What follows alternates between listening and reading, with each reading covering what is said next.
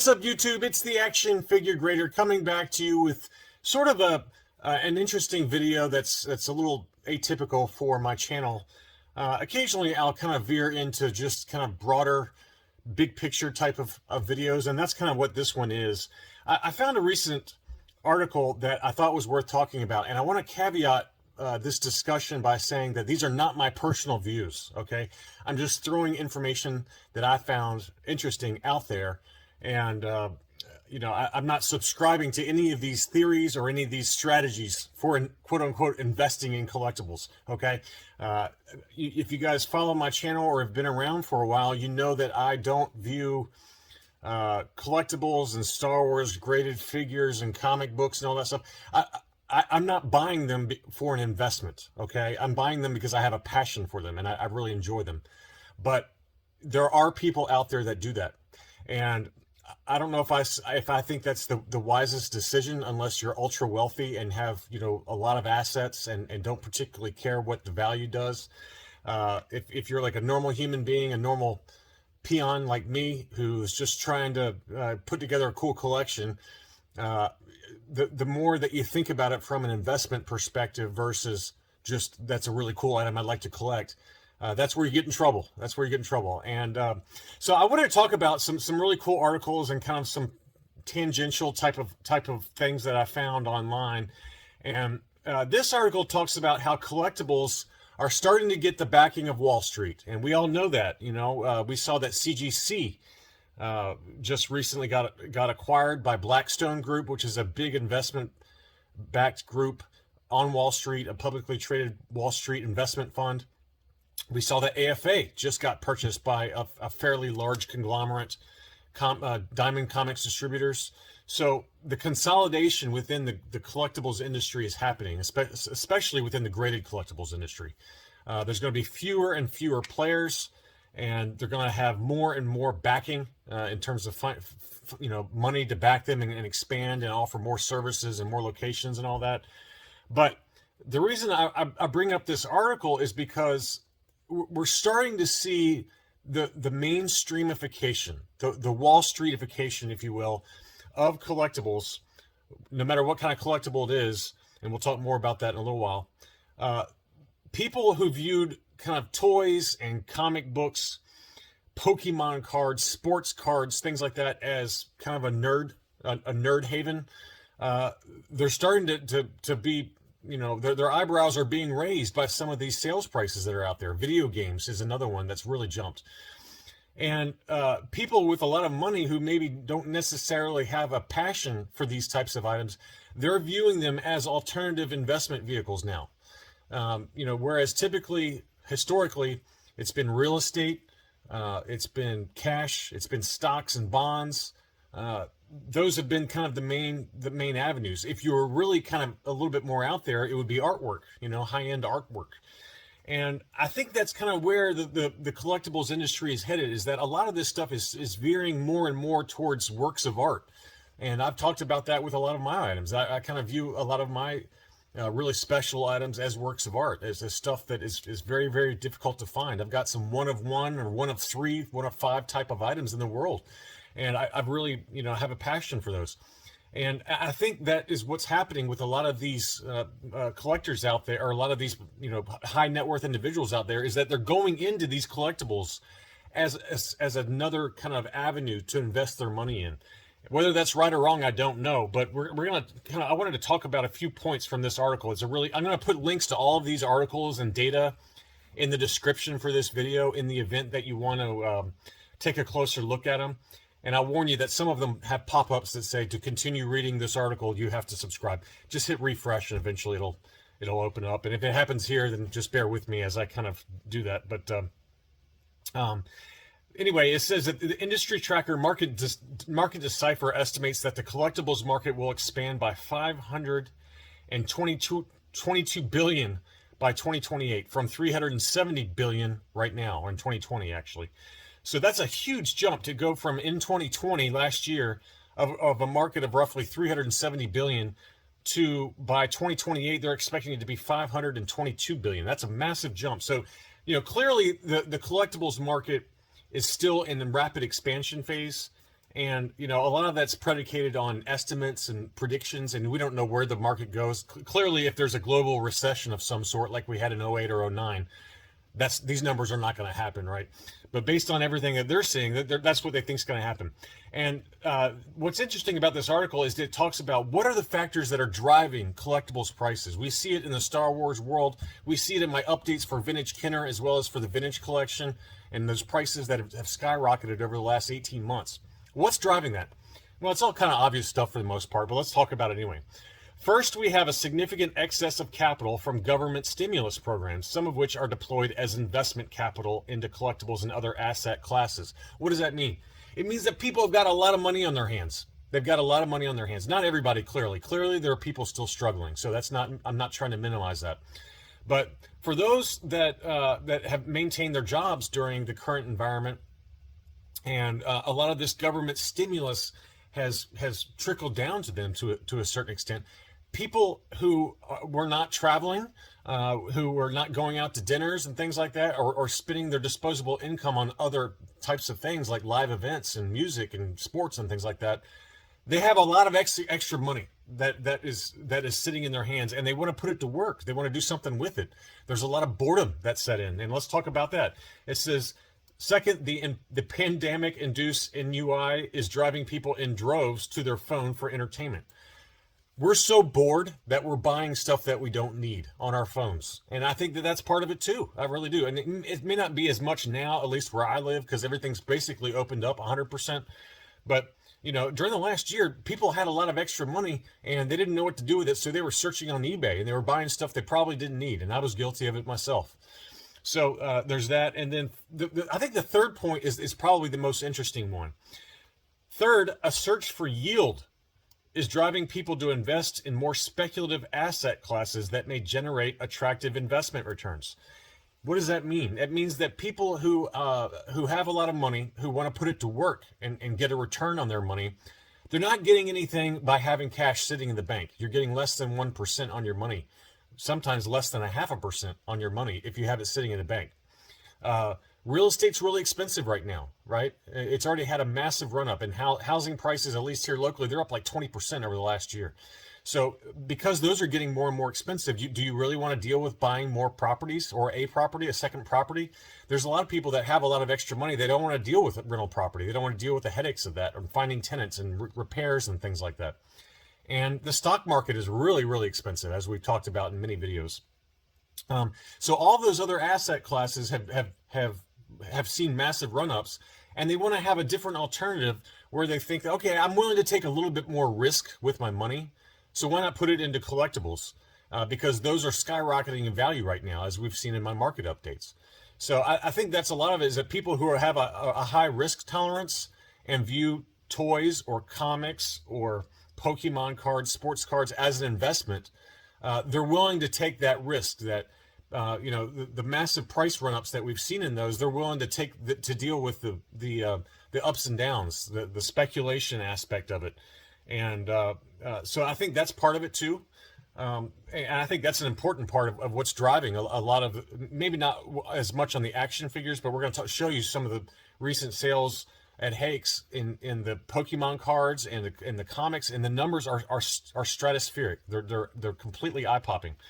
And it's certainly trickled down to action figures, but I'm gonna make the point that I think that there's potential that for a lot of these high-end action figures, we're still in its infancy. So we'll talk more about that as well. But this article even mentions Funko Pop, and I think Funko Pops, me personally, I think Funkos are cool if that's what you're into. I'm not trying to disparage anyone that collects them, but to look at them as an investment vehicle, there are much better collectibles that are better alternatives to me than Funko. If you want to have any kind of Funko exposure, so to speak, just buy their stock. Buy their stock. It's a much more liquid asset, and as Funko does well, and as those Funko collectibles do well, your stock will do well. So me personally, I think that if you're into Funkos, that's cool. If you're into collecting them, I'm not trying to disparage them. My buddy Aaron collects them. That's cool. Have fun with them. But as an investment vehicle, I think me personally, I would rather buy their stock, right?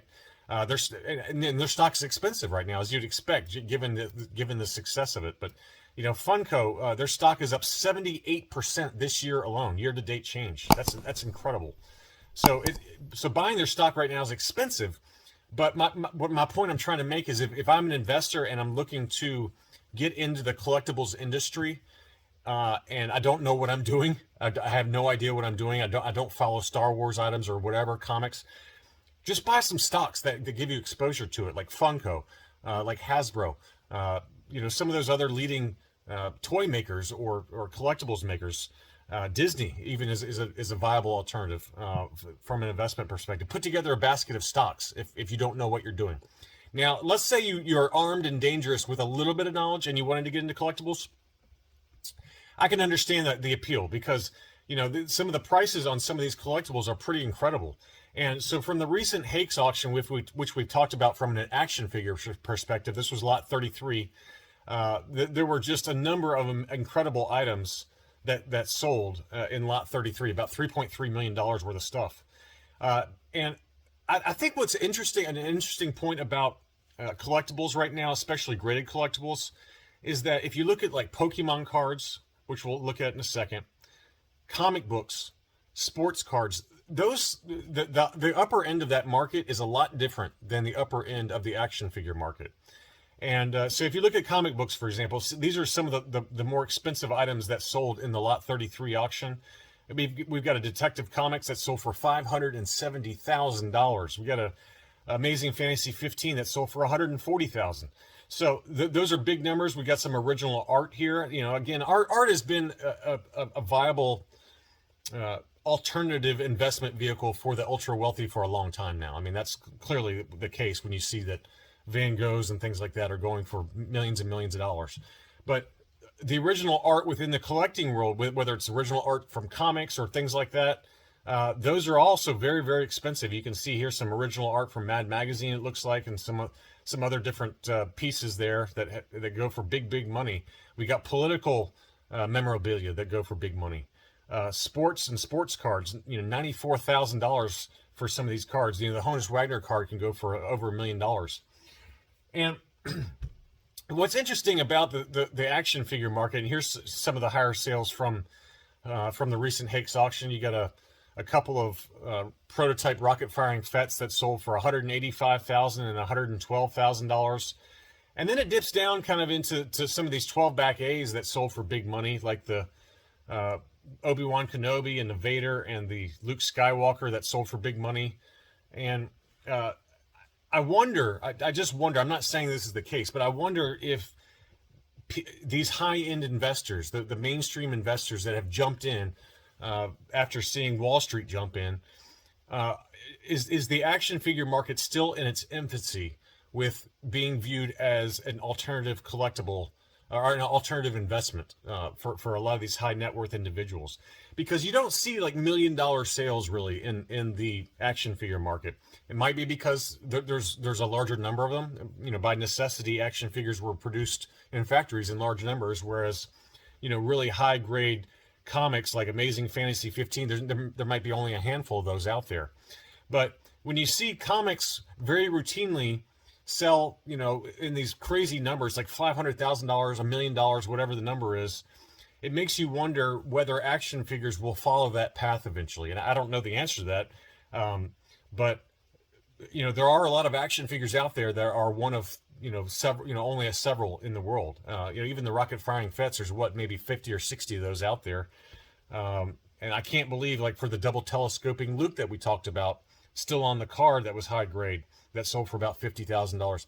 I can't believe there's a lot of those out there that still remain. So I'm curious as to whether a lot of these high net worth individuals that are just dipping their toe into collectibles as an investment, whether comic books and things like that, and the prices that we're seeing, the stratospheric prices on Pokemon cards and sports cards and comic books, whether that trickles down into action figures, and we're just at the beginning, which is a scary thought.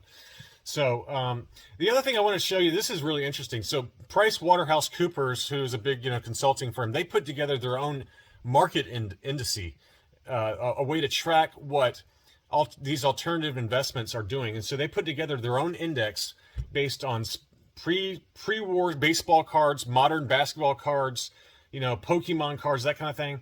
And so they, based on professionally graded cards, what's that market doing relative to the S&P 500 stock index?